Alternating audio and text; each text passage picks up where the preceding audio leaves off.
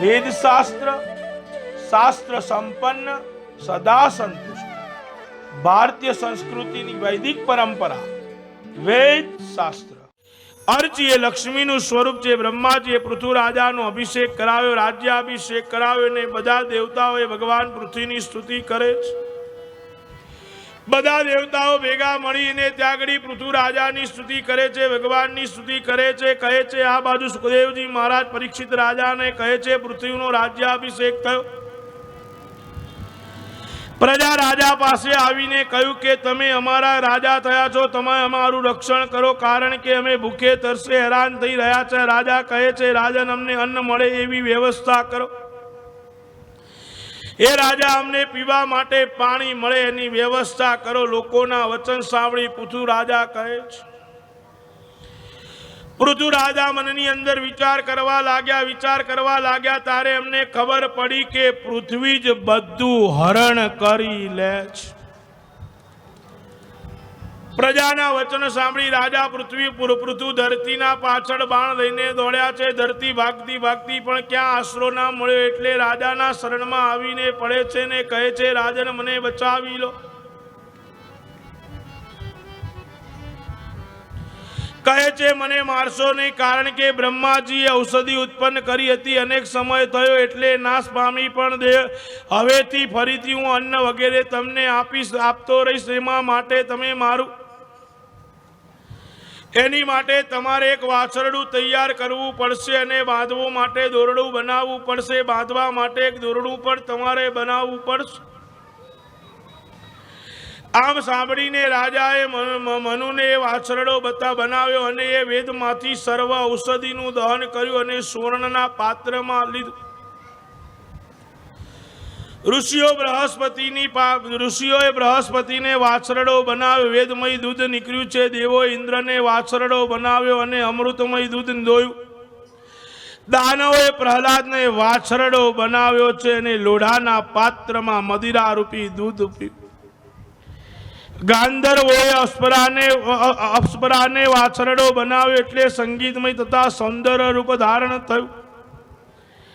આમ બધાએ પોતપોતાનો એક વાછરડો બનાવી અને દૂધ દોયું। આ રીતે પૃથ્વીએ બધાની ઈચ્છા પૂર્ણ કરી એટલે પૃથુ રાજા ખૂબ રાજી થઈ જાય છે।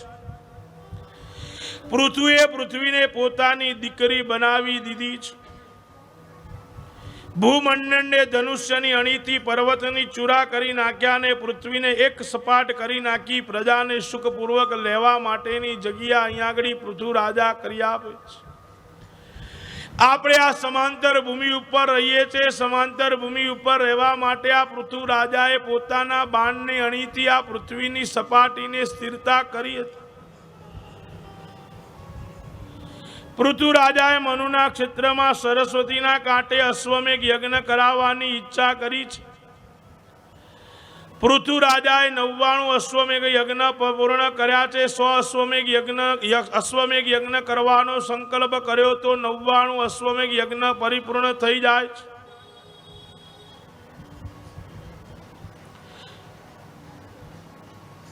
તે અત્રિ ઋષિ જોઈ ગયા છે, કારણ કે 99 યજ્ઞ પૂરા થયા અને 100મો અશ્વમેઘ યજ્ઞ ચાલુ કરવાનો હતો ત્યારે ઇન્દ્ર પોતાના આસનને બચાવવાની માટે પૃથુના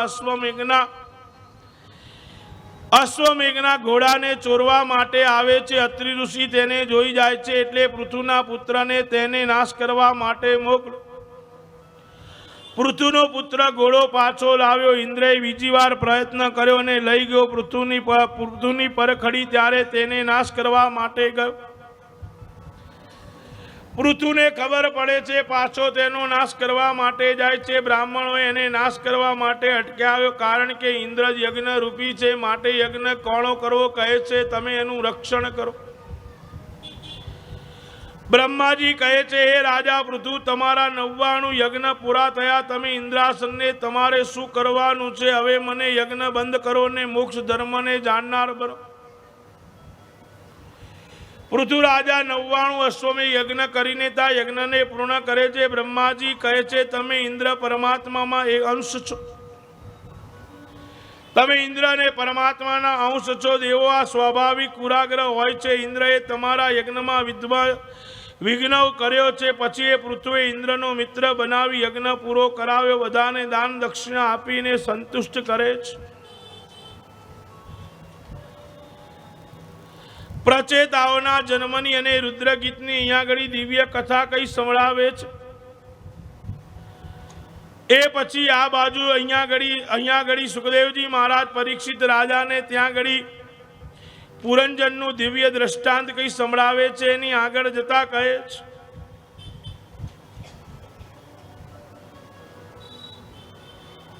પ્રચેતાઓને ભગવાન નારાયણના દર્શન નારાયણ સરોવરમાં જાય છે તેની પુત્ર કથા કઈ સંભળાવે છે, પવિત્ર કથા કઈ સંભળાવે છે।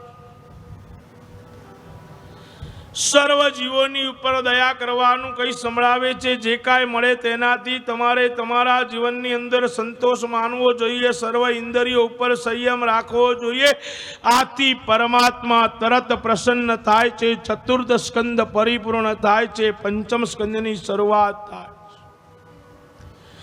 સજ્જનો પંચમ સ્કંદ એને સ્થાન લીલા કહેવામાં આવે છે। ભગવાનનું દક્ષિણ બાહુ છે। રાજા કહે છે, પ્રિયવ્રત રાજાનું દિવ્ય વ્યાખ્યાન અહીંયા ઘડી કઈ સંભળાવે છે। પ્રિયવ્રતો ભાગવત,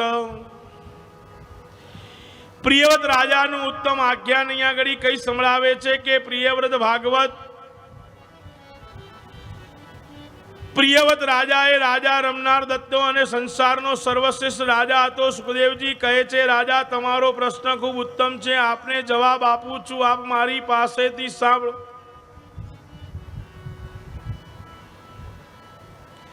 મનુ મહારાજના પુત્ર ઉત્તાનપાદની કથા પછી હવે મનુ મહારાજના બીજા પુત્ર પ્રિયવ્રત રાજાની દિવ્ય કથા આપણને કઈ સંભળાવે છે। રાજા પૂછે છે કે બ્રાહ્મણ, પ્રિયવ્રત તો આત્મામાં જ રમનારો હતો અને ઘર સંસારમાં રહ્યો, છતાં તે પણ મોક્ષને કેમ મળ્યો નહીં એ સંશય છે, એ આપ મને કઈ સંભળાવો। સુખદેવજી કહે છે, હે રાજા, સંસારમાં રહીને પણ ભગવાનની ભક્તિ કરી શકાય છે। શ્રી કૃષ્ણ સંસારમાં રહીને બધાનું ધ્યાન રાખતા હતા। પ્રિયવ્રતે ભગવાનના ભક્ત હતા। નારદજી પાસેથી પ્રિયવ્રત રાજાએ આત્મજ્ઞાનની પ્રાપ્તિ કરી હતી। એ આત્મજ્ઞાન એમને પ્રાપ્ત થયું હતું, એની દિવ્ય કથા કઈ સંભળાવે છે। સ્વયંભૂ મનુએ પ્રિયવ્રતને રાજ્ય સોંપ્યું, એટલે પ્રિયવ્રતે રાજ્ય કરવાની ના પાડી દીધી। ત્યારે સ્વયં બ્રહ્માજી આવીને પ્રિયવ્રત રાજાને સમજાવે છે। પ્રિયવ્રતને રાજ કરવાનું કહે છે, ત્યારે બ્રહ્માજીના વચનથી પ્રિયવ્રત રાજા રાજ સંભાળે છે તેવી દિવ્ય કથા કહે છે। બ્રહ્માજીના કહેવાથી પ્રિયવ્રત રાજ કરવા માંડ્યા છે। પછી પ્રજાપતિ વિશ્વકર્માની પુત્રી સાથે તેમનું લગ્ન થાય, એમને 10 પુત્ર થયા, તેની દિવ્ય કથા કઈ સંભળાવે છે। પ્રિયવ્રતની બીજી પત્નીથી 3 પુત્ર થયા, એની કથા કઈ સંભળાવે છે। પ્રિયવ્રત રાજાએ ભગવાનની ભક્તિ કરી છે, એટલે પ્રિયવ્રત રાજાનું તપ વધ્યું છે, તેમનું તેજ વધ્યું છે। પ્રિયવ્રત રાજાએ જોયું કે દિવસ અને રાત બંને દૂર રહે છે। સૂર્યની પાછળ એમનો રથ ભગાડ્યો અને સૂર્યની સાથે સાથે મેરુ પર્વતની 7 પ્રદક્ષિણા કરી તેના રથના પડછાયાથી 7 ખાડા પડ્યા છે। જે 7 ખાડા પડ્યા એ 7 સમુદ્ર થયા અને 2 પૈડાની વચ્ચેની જે જગ્યા હતી તે 7 દીપો થયા છે। 7 પુત્રને એક દીપનું રાજ્ય સોંપી દીધું। પોતાની પુત્રી ઉર્જસ્વીને શુક્રાચાર્ય સાથે પ્રણાવી દીધી। શુક્રાચાર્યની પુત્રી દેવયાની થઈ। શુક્રાચાર્યના તાંગડી પુત્રીનો જન્મ થાય છે। પુત્રીનું નામ દેવયાની પાડવામાં આવે છે। દિવ્ય કથા અહીંયા આગળ કઈ સંભળાવે છે। સુખદેવજી મહારાજ પરીક્ષિત રાજનને કહે છે, રાજન, પ્રિયવ્રત રાજા એક દિવસ વિચાર કરે એટલે બધું કર્યું, પણ ભગવાનની ભક્તિ ના કરી। મનમાં આવ્યો વિચાર આવ્યો, નારદજી આપેલા ઉપદેશ પ્રમાણે વનમાં જઈને ભગવત પ્રાપ્તિ માટે ભગવાનનું ભજન કીર્તન કરવા માંડે। નાભી રાજાનું અહીંયા આગળ દિવ્ય ચરિત્ર કઈ સંભળાવે છે, હું તમને કહું છું તે તમે સાંભળો કે સ્ત્રી લંપટ અગાનિજ રાજાનું વર્ણન કર્યા પછી નાભી રાજાનું વર્ણન કઈ સંભળાવે છે। આગનિજ રાજાનો મોટો પુત્ર એ નાભી, એમનું લગ્ન મેરુ દેવી સાથે થયું। નાભી રાજાએ પુત્ર પ્રાપ્તિ માટે ભગવાનનો યજ્ઞ કર્યો અને યજન પૂજન કર્યું છે। નાભી રાજા યજ્ઞ કરતા હતા ત્યારે સ્વયં યજ્ઞ નારાયણ ત્યાં આવ્યા। બધા જ બ્રાહ્મણો યજમાનો બધા ભગવાનની સ્તુતિ કરવા માંડ્યા। ભગવાન અમે આપને વારંવાર નમસ્કાર કરીએ છીએ, ભગવાન અમે આપને વારંવાર વંદન કરીએ છીએ। બ્રાહ્મણોની પ્રાર્થના સાંભળીને ભગવાન અહીંયા આગળ પ્રસન્ન થાય છે।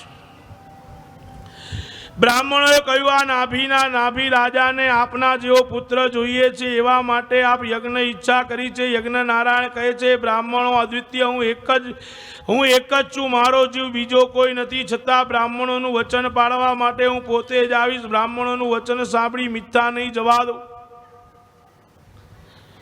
આમ વચન આપી ભગવાન ત્યાંથી અંતર્ધ્યાન થઈ ગયા અને રાજા યજ્ઞ પૂર્ણ કર્યો પછી ભગવાનને ત્યાં સ્વયં નાભી રાજાને ત્યાં માતા મેરુ દેવીના દ્વારા સ્વયં વૃષભદેવ ભગવાન પ્રગટ થાય છે। બોલો વૃષભદેવ ભગવાન। વૃષભદેવનું અહીંયા આગળ દિવ્ય ચરિત્ર કઈ સંભળાવે છે। આ વૃષભદેવ ભગવાનના લક્ષણો પ્રથમથી દેખાતા હતા, પ્રથમથી તેની અંદર ભગવાનના લક્ષણો દેખાતા। નાભી રાજા એનું નામ વૃષભ રાખવામાં આવ્યું છે। નાભી રાજાએ પુત્રને પામી ખૂબ રાજી થયા, વૃષભદેવને પુત્ર માનીને બાલન પાલન કરવા લાગ્યા છે।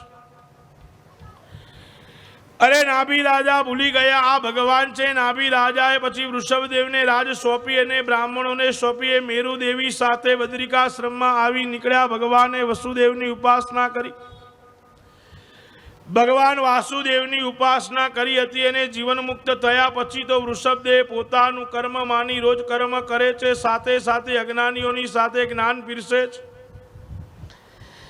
અને પોતે ગુરુ આજ્ઞાથી જ્ઞાન લેવા ગુરુકુળમાં ગયા। પછી જયંતી નામની કન્યા સાથે તેમના વિવાહ કરાયા છે। તેમને 100 પુત્ર થાય છે, તેમાં સૌથી મોટો ભરત નામનો પુત્ર થાય છે, એનું આખ્યાન કઈ સંભળાવે છે। સજ્જનો ભરત એટલો મહાયોગી હતો, ગુણમાં તે શ્રેષ્ઠ હતો, તેથી તેના નામ ઉપરથી આ ખંડનું નામ ભરત ખંડ પાડવામાં આવ્યું।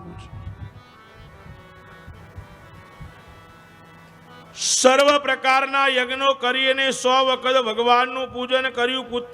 પુત્રને મોક્ષ ધર્મ કયો, પરમહંસને દીક્ષા આપી પછી ભગવાન વૃષભદેવ સ્વધામ પધાર્યા છે। એની દિવ્ય કથા અહીંયા આગળ કઈ સંભળાવે છે, અહીંયા આગળ ભરતનું ચરિત્ર કઈ સંભળાવે છે। તો કહે છે, ભરત ભગવાનના મહાન ભક્ત હતા, વિશ્વરૂપની પુત્રી પંચને પરણ્યા, તેમની પત્નીએ 5 પુત્ર ઉત્પન્ન કર્યા। ભરતના નામ ઉપરથી ભરતખંડ પાડવામાં આવ્યું છે। એવું કહેવાય છે ભરત તો મહાજ્ઞાની હતા। પિતા અને દાદાઓના પગલે ચાલે, પ્રજાનું પાલન કરતો હતો। તે અનેક નાના મોટા યજ્ઞ કર્યા, યજ્ઞનું જે ફળ ઉત્પન્ન થાય તે ભગવાનને સમર્પણ કરી દેતા, એનું નામ ભરત કહેવામાં આવે છે। ભગવાનના દર્શન થવા માંડ્યા એટલે રાજપાટ પુત્રને સોંપી હરિક્ષેત્રમાં જતા રહ્યા અને ગંડકી નદીમાં કઈ ભગવાનની પૂજા કરે છે। વિદ્યાકુંડમાં હજુ ભગવાન પોતાના ભક્તને દર્શન આપે છે। તે સૂર્યમંડળ સાચું ભગવાનને હિરણ્ય ગર્ભથી સ્તુતિ કરતા, સ્નાન કરવા, યજ્ઞ કરવા, જપ કરવા, સંધ્યા કરવા માટે ત્યાં આવે છે। તીર્થમાં તીર્થના પ્રવાહની સામે જોઈને સ્નાન કરાય છે। ઘરમાં પૂર્વ દિશામાં મુખ રાઈને ભગવાનના જપ તપ કરાય છે।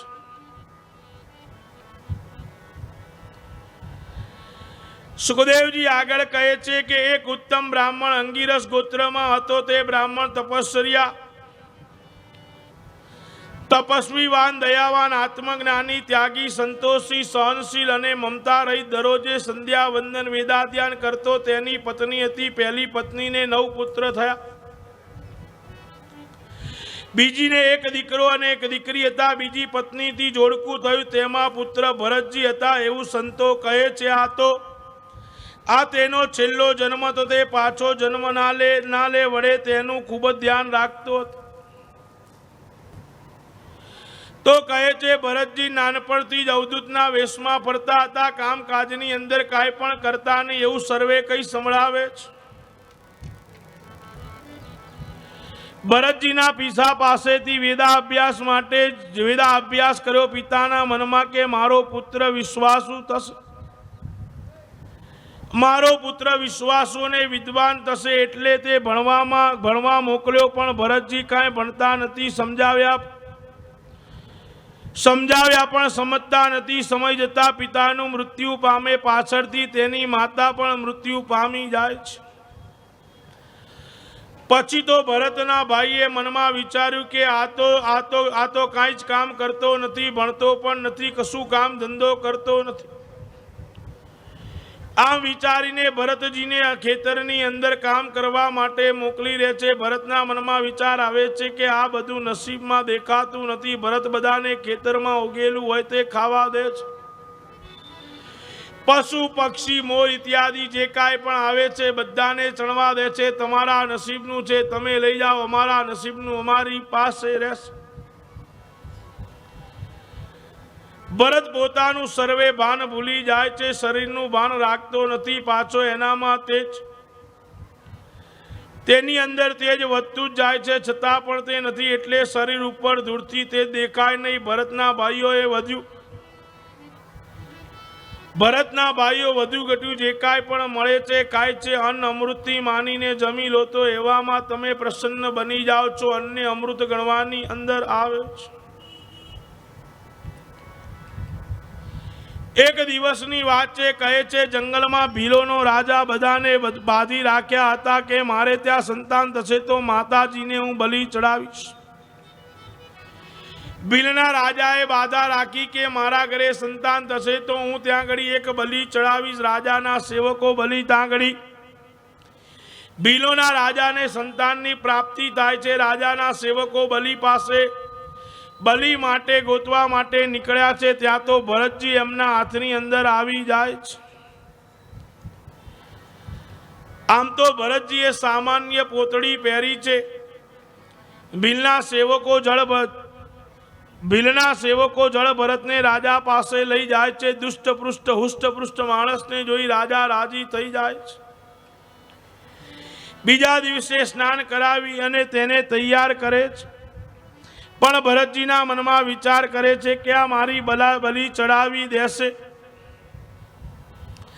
પણ ભરતજીને જરા પણ બીક લાગતી નથી। રાજાના સેવકો મનમાં વિચાર કરે છે કે આને બલિ ચડવાની છે, છતાં પણ આ શાંતિથી બેઠો છે, આને કઈ ખબર પડતી નથી।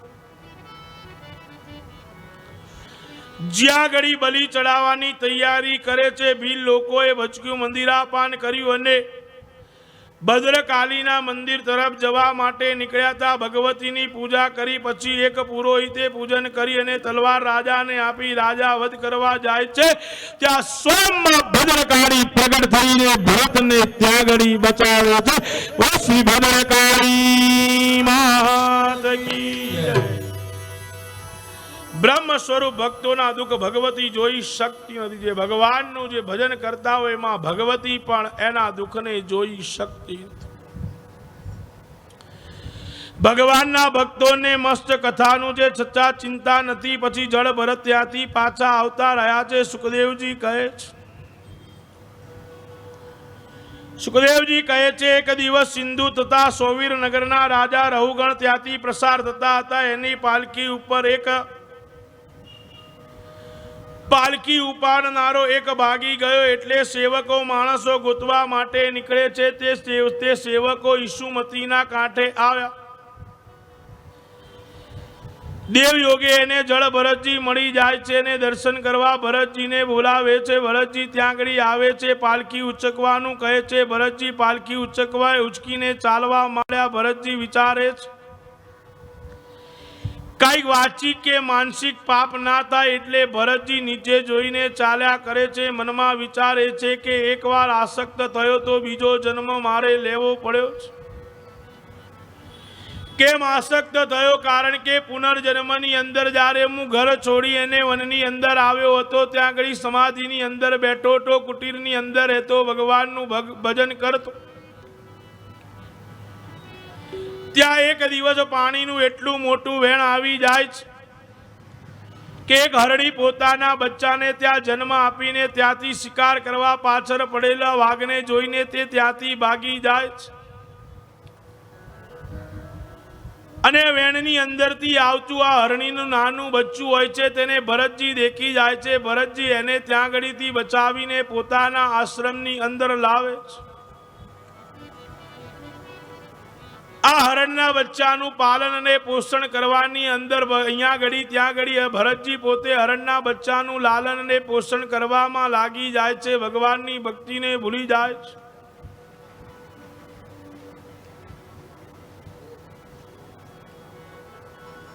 એક દિવસ એવું બન્યું કે એક આખા હરણનું જૂથ આવ્યું। હરણના બચ્ચાને લાગ્યું કે આ મારો જ સમાજ છે એટલે સમાજની સાથે જોડાઈ જાય છે ને હરણનું બચ્ચું ત્યાંથી નીકળી જાય છે।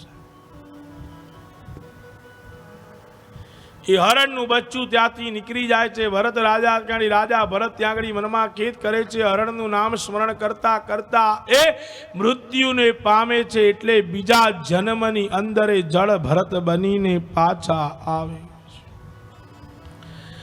એટલે કહે છે આ જન્મની અંદર મારે કશું જ કરવું નથી। કાયાથી કોઈ પણ પાપ ના થાય એટલે વચ્ચે જઈને ચાલે છે, જોવે છે વચ્ચે કોઈ કીડી મકોડા ના આવી જાય એનું ધ્યાન રાખે છે। કીડી મકોડા આવે તો ત્યાં ઘડી તે કૂદકા મારવા માંડે છે।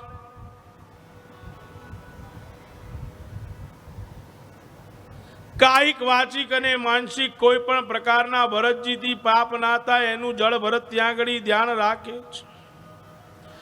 જેટલું વધારે તમે બોલો છો એટલું વધારે તમારું વાચિક એટલે કે બોલવાનું પાપ થાય છે। કઈ સંભળાવે છે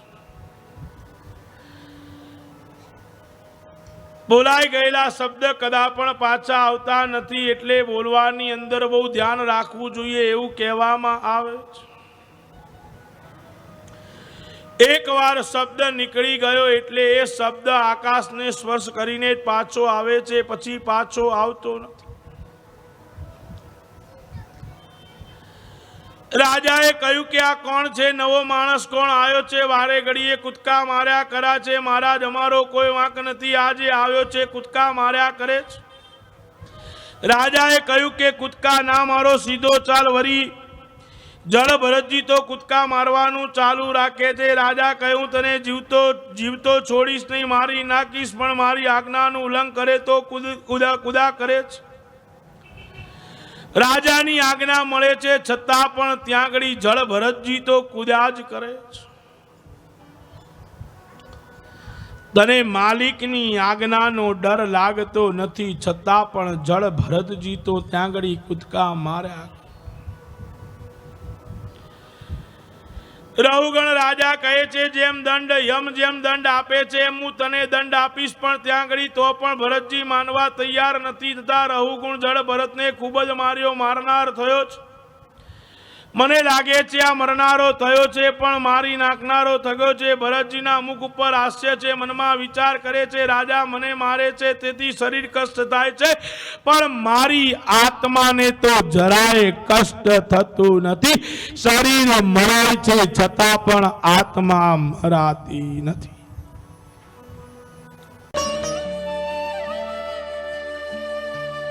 વેદ શાસ્ત્ર સંપન્ન, સદા સંતુષ્ટ, ભારતીય સંસ્કૃતિ